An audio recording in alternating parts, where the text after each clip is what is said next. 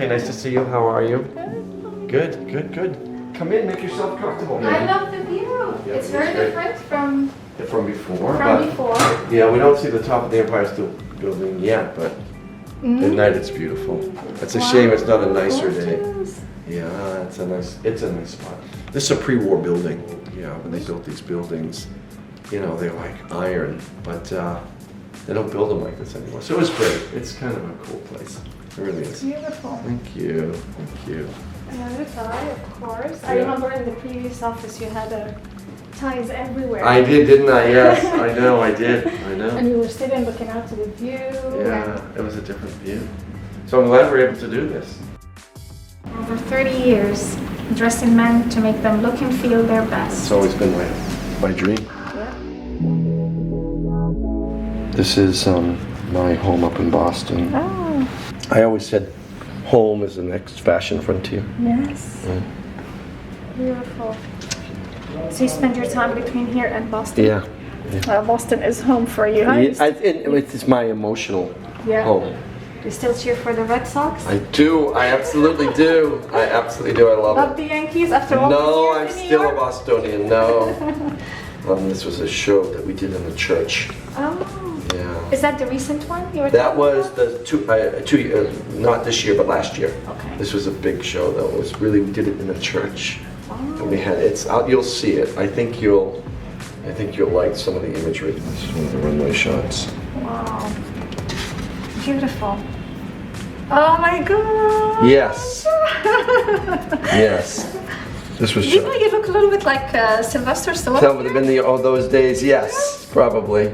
Not intentionally, it just happened to work that What a way. beautiful show. This was done in the desert, which is where my friends in Italy always say that he's the man from the desert. Oh, that's what they call you? That's your nickname? Yes, Man from the desert? because they know I love the colors of the Middle East. Yeah. They know it, you know. But you're Lebanese, we don't have desert in the Middle East. I know, but you know, they unfortunately they make all the associations.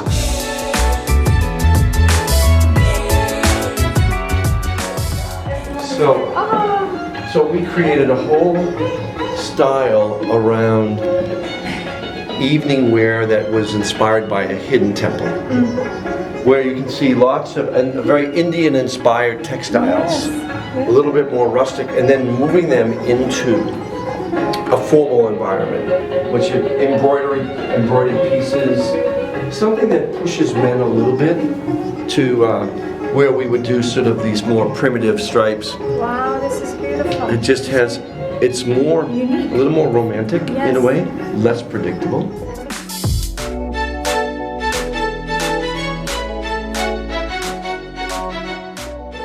We always said that men are the new women, so they're stepping out, they're looking at opportunities to do new and interesting things, fun things.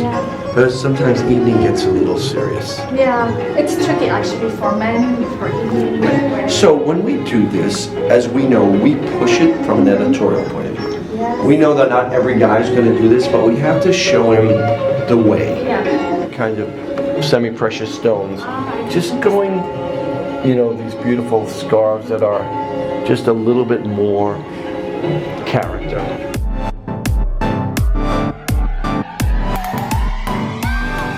So 22 years ago when I first interviewed you, the very first thing you asked me is, how did you find out about me? And how did you know I was Lebanese? Yeah. Do you remember asking I me do, that? I probably would have known. I think I was the very first journalist from the Middle East to approach you. And Absolutely. ask you for- It was so pre-internet. Pre-internet? Yeah. You didn't have any information. No at your emails. fingertips. You found me, which is a great credit to you as a journalist. Thank you. That was really, really, really special. And I felt a connection right away because it is heritage. Yeah. And then I felt there was a very positive interaction, and I always love that. I know it's been like a roller coaster in terms of business. You sold the trademark, you know, Right. to JA Apparel in 2000. Right? Then you left in 2005. Right. In 2013, you reacquired The brand. the brand. Yeah.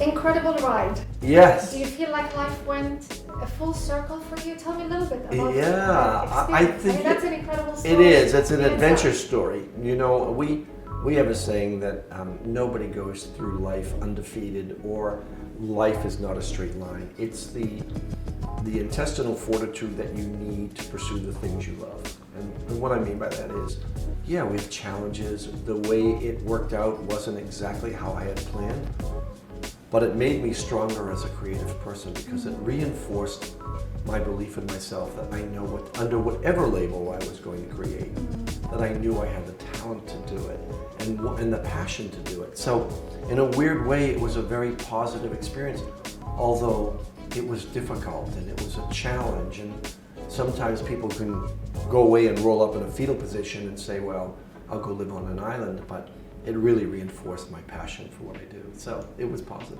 Wow. Yeah. And now tell us about your role in Menswear House and Joseph Abboud as a creative director. Right. So 22 years ago, we were only about 7 or 8 years old as a company. We just recently celebrated our 30th year. And the factory that I showed you the clothing from back 22 years ago is the same factory in Massachusetts that we make our clothing. Oh, that's awesome. Yeah. The very first year we sold 2,000 suits, and I thought that was fantastic. That was 1988. This year we've sold about 340,000. Wow. So it shows you that the American consumer believed in the brand, that we had an integrity with the product, the quality. We are the largest user of Italian fabrics like Lula Piana and Zegna. And I'm very proud of what we've done, and that's been the anchor of the business. What do you believe drove this success, this incredible level of success?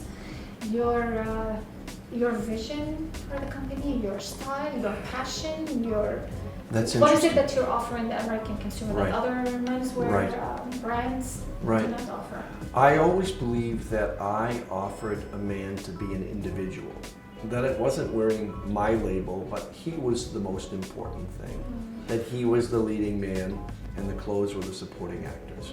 So I've always tried to create style that made every man feel good about himself, that he didn't have to follow a set of rules. And I've always loved that, and I think the success of the brand is that we're very approachable. As a designer myself, I'm very interactive with my customers. I don't want to sit in an ivory tower. I really love interacting. That's why going to the store is so important to me, because I'm touching and feeling my customer. I'm seeing what they want. Yes, I noticed this today. I was looking at you, observing, and you were involved in everything, upstairs and downstairs, and I loved it. Yeah, I think that's my craft. I think I like to think of myself as an artisan in creating product and being a craftsman in a way. I don't think I'm not a big fan of designer as celebrity. I don't believe in that. I believe you're only as good as your work. And for me, my legacy is to be able to say that I did the best I could do to help men look and feel better. And also to raise the perception of style with American men. We talked about how our European brothers and in the Middle East, how people are stylish. And I've always wanted to bring more style to the American men. And we've made some inroads. The young guy is getting dressed. The millennial is buying clothes. I'm happy to see that. So it's an exciting time. And you've had your own kind of style since you were young. Yes, I remember you told me many years ago that you grew up that way, and it was normal for you. It was second nature to step out of the house and be the best dressed in school. Right. So do you think it's the family environment, it's your parents, it's how you grew up that kind of... Well, I think I grew up in a very artistic family. One of my sisters is Mara Abboud, is an artist who lives in Santa Barbara, and she's a fine artist. And my other sister's a musician and writes her own music. So we grew up in a very, very artistic household. My grandfather's first cousin, I may have told you this, was Khalil Gibran, who was just the most incredible poet. Absolutely. And so my mother used to tell me stories about him, how she loved him and his sister. So somehow we were surrounded by the arts, and that fulfilled us. And speaking of Khalil Gibran, I love your book, Friends. Yes. I bought it right when it came out. I read it, I think, in less than 2 days. I just Yes, loved it. it's fast. And I loved specifically how you started the book with the quote from Khalil Gibran about Threads. The threads. Yes. I loved it. I was like, what a genius way to combine your roots from Sherry, from Lebanon, Right. with something related to fashion. Right. I loved it. Yes. Well, I think at one time, someone said to me, and I'm being very open now, someone said to me, before I launched my first collection, why don't you change your name? Really? I don't know if I ever told you this. No, you didn't. And I said, why? And actually, I will tell you where it came from. When I was selling product in France, someone said, well, you know, we're not selling your product well because the name sounds too Middle Eastern. And this is a very, very personal story. And I said to them, okay, and these were my French partners, I said, if I put my hand over the label, is the product now more beautiful? And when I take my hand away, because of my name, is it less beautiful? And so I've always been so proud. And that's what part of America is so great, is that we're a melting pot. Mm-hmm. But I've been very proud of my heritage. I think my heritage has helped me to become who I am. I think that artistry, I think the concept of coming from the Middle East and understanding the beauty that comes from the Middle East. I think there's something called genetic memory. I really do. It's a very strong part of my my growing up, my culture. The stories about my grandmother who came over and she died when she was 26 years old. And my mother was only 2, and my mother remembered stories about her mom and how much she wanted to know her and all the history, and did a lot of research to find out. So there's a very strong connection to the culture and to, you know, my roots. Is it being passed down to your daughters? Do they feel any connection? Yeah, they do. They do. My girls are, and the one thing about, and this is how I grew up. We grew up trying to respect the culture of the United States and to be part of the United States and to be like every other kid from Asia or from Africa, is to look at the opportunity and how fortunate we've been to be a young kid from a working class family to be able to achieve something. I've always said that to my daughters, that your heritage and your roots are so important to you. I mean, I named my daughter Lila after my mother, and they're very proud of their heritage. And I remember when Lila was little, she said, Dad, why did you know, she was a little girl, why did you name me Lila? I said, well, I named you Lila after your grandmother. She said, no one has that name. And now, every time people, as she introduces herself, they say, what a beautiful name. Yeah, it's a very special thing to me, really, on a lot of levels. So it's in my culture. Speaking of your mom, I know your mom and your sister both died of breast cancer, and you're very involved with Concept Cure and charity, different charities related to breast cancer awareness. Can you tell us if you're doing anything? Well, what I would like to do as a men's designer is to focus on prostate cancer, which one in every 7 American men will be afflicted with it in their lives. And as a men's company, men's style and well-being, I want to champion that too as well. So, and then of course there's something that is up in Boston called the Jimmy Fund, which is affiliated with the Boston Red Sox with pediatric cancer to help children. So wherever we can, you know, help in a small way. But I think it's important to be a you know, a global citizen, really. Absolutely. Yeah.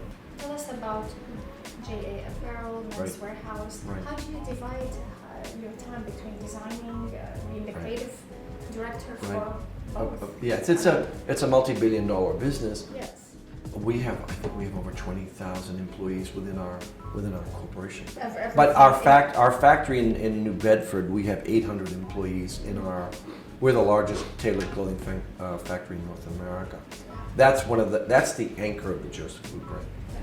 In this office now, we have a really great creative team. So one of my jobs is not only to be the designer, to be the creator, but to teach and develop new talent for the health of the Joseph Abboud business and for all of our brands within tailored brands.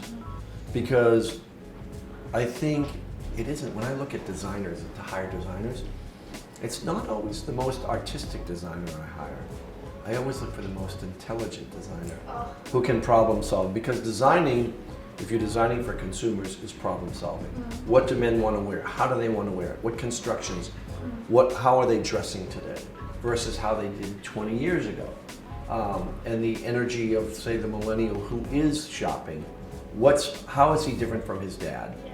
You know, so I really believe that one of my best contributions, one of my greatest contributions, is to build a very strong design engine that can lead the market versus follow the market. Yes, that's wonderful. I wish you so much Thank you. more success, another 30 years. Yes, yes, yes. I'm just going to ask you, I know we're short on time, No, but I we're just want fine. to ask you a few fun questions. Yes. So when I still love Lebanese food. My sister is an extraordinary cook. Oh. When I was a little boy, I grew up in an Irish Catholic neighborhood. And when we would invite kids over to my house, there were never any knives or forks on the table. And they were totally confused. Yeah. Because as you know, with our food, it's all about the bread. And so, but that's always been I love the health of it. I love the taste. I love the flavor. So that's probably my favorite. Grape leaves are my absolute favorite. Yeah, so I still love Nantucket because it's very, for us, it's very private. Yeah. And if I'm lucky enough to get my daughters to come with us, which we just did this last year, so it's great to be able to spend time as a family. As your girls get older, they've got their boyfriends, their lives, and that's a special place. I think one of my most favorite places, though, is Scotland, which is where, the kind of the roots of great tweeds and fabrics that comes up. It's a magical place. It's not like a nightlife place. It's just the most inspirational, and the landscapes are gorgeous. So I try to absorb, and then I'm always inspired by those places as to what my next collection is going to be. Yeah. So I love that. So travel for me is going to be chosen well. I don't want to travel for travel's sake. I have to find that spot. I want to do that and then get the most out of it. From a purely commercial point of view, we want the Joseph Abboud brand to be the next billion-dollar brand. So we do about $650 million, and we want to continue to take a leadership role as the voice for men in America, with understanding how consumers are and what they need. Not to be sort of standoffish, but to be engaging and be inclusionary. That's one of the goals, is to really kind of leave the legacy of a brand that can live beyond the designer. And one of the other things, I worked for Chanel for 2 years. I may have told you that. And when I was there, and she died in 1960, I believe, it's as if she's there every day. Yeah. That's the great sign of a brand. It's not an ode or an ego. Yeah. It's about leaving something that you built Yes. that has a future. And so that's an important thing for me. I think, yes, not even just to designers, is to be true to who you are. And that you can't be all things to all people. And then if you believe in something, stick to it. And that to know your place in the universe, to know who you are. To look in the mirror and say, I'm not someone that the press wants me to be. I want to control my own destiny. You may like me, you may not like me. But I think you can close your eyes at night, right? Put your head on the pillow and say, I know who I am. What a wonderful way to end our interview. Thank you. Thank you so much. Thank you I so hope it's much. not another 22 years. No.